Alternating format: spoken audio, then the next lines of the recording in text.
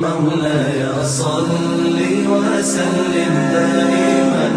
أبدا على حبيبك خير الخلق كلهم. مولاي صل وسلم دائما أبدا على حبيبك خير الخلق كلهم. محمد سيد الكونين والثقلين، محمد سيد الكونين والثقلين والفريقين من عرب ومن عجم. مولاي صل وسلم دائما أبدا على حبيبك خير الخلق كلهم. مولاي صل وسلم دائما أبدا على حبيبك خير الخلق كلهم. أوذيت في الله لم تهزم ولم تهني، أوذيت في الله لم تهزم ولم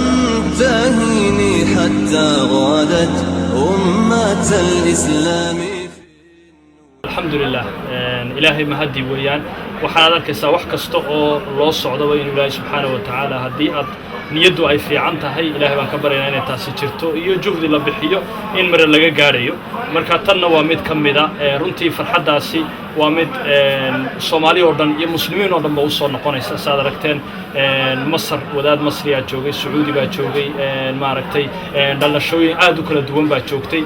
Soomaali badan baa joogtay, magaalooyin badan baa laga yimid wadanka dibadiisa gudihiisa. nin waliba waxa keenay maaha inuu maaragtay yani gurigiisa ayaa u dhaamay inuu joogo barafkan wuxuu soo kacay intaas oo soo socday waxa weeyaan si uga qayb qaato farxadaas iyo iimaaniyaadkaas. marka alxamdulillah Ilaahay baan ka baryaynaa subhanahu wa ta'ala sidoo tan inoogu fuudeeyay inuu intii kale inoo fuudeeyo. hadda waxaan taaganahay waxa weeyaan in masaajidkii gacanteena uu soo galay shuruudna uu ku soo galay. shuruudaasi waxa ay tahay maaragtay ta ugu horeysa in aan haysanno taqriiban sanad iyo badh inaanu qaybta kale harsan maaragtay inaan ku bixino 400 oo kun hadda waan bixinay. waxa noo dhiman waxa weeyaan 375 kun taqriiban. intaas oo la rabo inay maaragtay ay ku soo hooyato iyaduna sanad iyo badh haddii ay ku soo hooyan weydo khatarta meesha ku jirta waxa weeyaan in 400 kun hore la bixiyay iyo meesha dhanba ninku la wareego. taasna mid anagoo kaliya maahay waa adduun weynaha masaajid waloo la iibsanayo saasuu ku salaysan yahay. maxaana keenaya waayo ribadu waa xaaraan,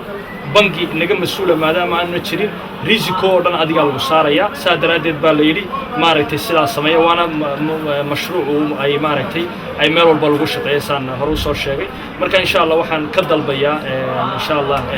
idaacaddan anigoo ka faa'iideysanay Ilaahay barakeeyo inaan leeyahay in maaragtay cid walba ay maqlaysa amba ay arkaysa amba uu gaari doono amba gaarsiin karta cid kale inuu qof waliba uu soo bixiyo wuxuu karayo. waayo maaragtay sadaqadu Ilaahay subhanahu wa ta'ala ku beerinaya qofkii bayt Ilaahay u dhisa masaajid u dhisa Ilaahay jannada ayuu uga dhisayaa masaajid. hatta bal wuxuu rasuulku sallallahu alayhi wasallam qofkii dhagax wax ka yarna ku bixiya Ilaahay waxa soo diyaariyay inma ya'muru masaajid Allah man aamana billahi wal yawmil aakhir. waxa rumay waxa buuxiya masaajidda Ilaahay iyo maraakiista Ilaahay dadka Ilaahay rumeeyay iyo yawmal aakhir ayuu Ilaahay subhanahu wa ta'ala. marka taas ayaan maaragtay aan ma laga yaabaa masaajidka in lagu sii tukado si loo helo loo buuxiyo inta dhiman haddii laakiin hadda dadku kala tagaan waxaa laga yaabaa haddana runtii hawsha in waqti qaato ma laga yaabaa in masaajidka ay si hawshiis u dhammaato lagu sii dhex tukado mise sidii hore ayaa masaajidka lagu tukanaya. سؤال في عورة وحويا نرتا هذا سيدا ومساجد وياهي شروط با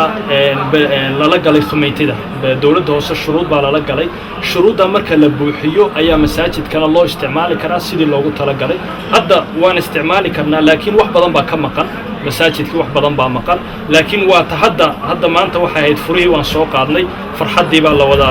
إن لوضع فرحه هذا وحي كدم بيا الشقة دي بلا مساجد arkaysaa in sidii ugu dhaqsaha badan leh waayo masaajid wuxuu u baahan yahay inaad roog aad digtid wuxuu u baahan yahay inaad meelihii musqulaha aad samaysid rag iyo dumarba wuxuu u baahan yahay meelihii lagu weysaysanayay maaragtay marka waxaas oo dhanna yani sidii hadda furayla bilna kama soo wareegin yani waa waqtigaan ugu yar oo maaragtay aan ku diyaarin karna laakiin hadda wixii ka dambeeya ayaa lagu diyaarinaya waayo baryahanba gorgortan baa jira shirkadihii wax dhisi lahaa iyo waxaas oo dhanba marka sidii ugu dhaqsaha badan leh waa tay noogu xigta weeyaan waana saa sheegtay oo haddii dadku ay yimaadaan ay kusoo tukadaan markaana maaragtay insha allah uu fuudaanaya intii kaasi lagu dhashay بسم الله الرحمن الرحيم الحمد لله رب العالمين والصلاة والسلام على نبينا محمد وعلى آله وصحبه أجمعين anagoo ah dadka ka mas'uulka masaajidka Quba ee horan ku yaala masaajidkaas oo hadda bilo ah koordhowna gacanteena soo galay lacagtana aynu qayb kalena laga sugaayo dhismihiisina uu dhiman yahay waxaynu meeshaan hadda dadka isku baraynaa oo sheegaynaa dadka walaalaha ee muslimiinta ah rabana inay khayr ilaahay subxaanahu wa ta'aala agtiisa dhigtaan sadaqa jaariya ah in la baxaan inay wax ka hara oo hadhowto albaaqiyaatu saalixaat oo ilaahay subxaanahu wa ta'aala yidhi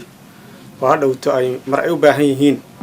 yawma laa yanfacu maalun walaa banuuna ilaa man ata allaha biqalbin saliim maalintaasi waxay ilaahay subxaanahu wa ta'aala agtiisa ka helaan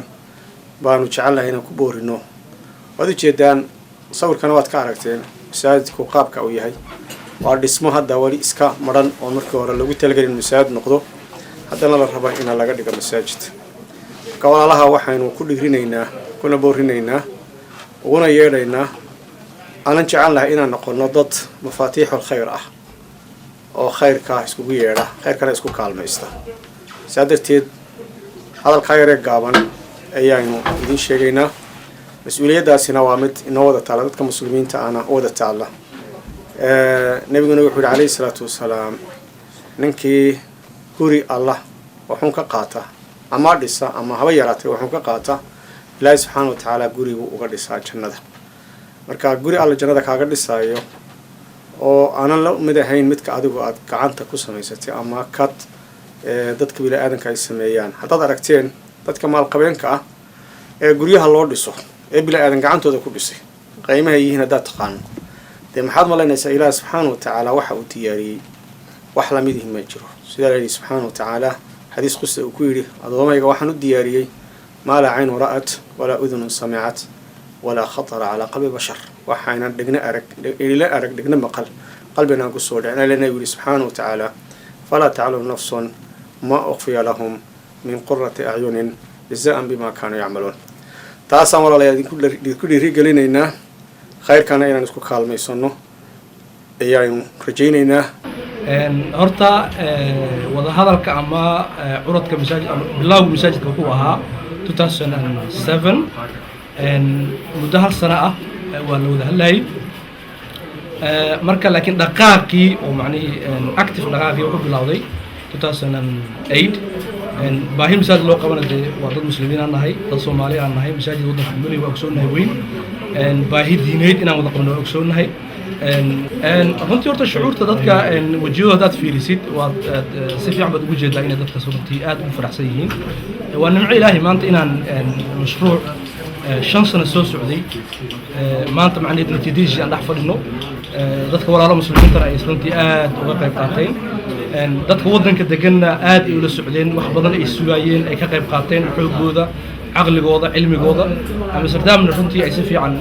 u sugaysay masaajidkan marka waa ilaahay mahadi dadku dhan waa dad aad u faraxsan aadna macnihii ilaahay ugu mahadinaya nimcadan jecelna inay runtii masaajidka sii kaamil yeelo oo baahida mujtamaca diiniyan runtii waaqiciyanka ah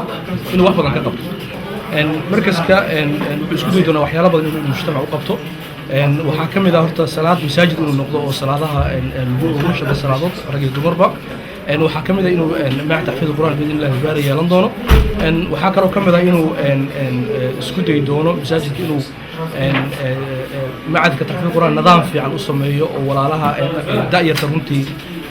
nidaam ay fahmayaan oo iskuulaadka ay dhigtaan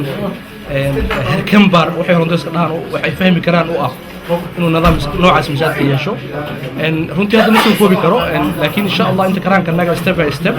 waxaan isku dayi doonaa inaan wixii aan karaanka naga ummadda u qabo bismillahi rahmaan maanta farxad ugu muhiimsan oo aan la kulmaa waxay tahay maadaama ilmahayga dugsi aysan haysanin masaajidana iyo waddanka aysan ku haysanin maanta inay la kulmeen macnaha farxad ah masaajidka baytullah oo maanta laga furayo Amsterdam marka dhammaanteen anagoo familkeena carruurtii xaasaska dhammaanteen ah waxaan ku faraxsanahay masaajidkan maanta nimid farxad wanaagsan aan ku qaadanay masaajidka furitaanka kuna faraxsanahay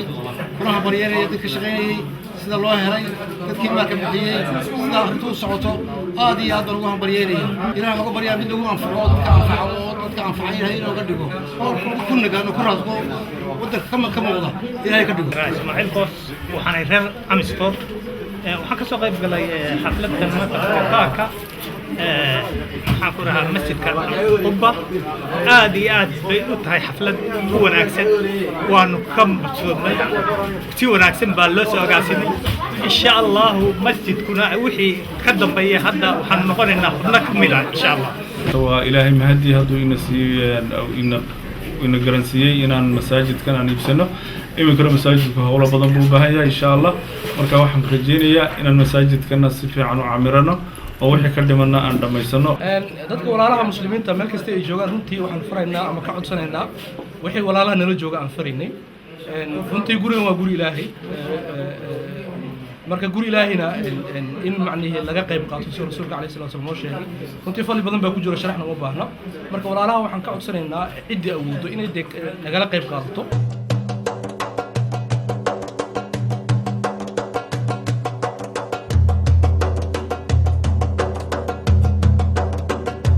طلع البدر علينا من ثنيات الوداع وجب الشكر علينا ما دعا لله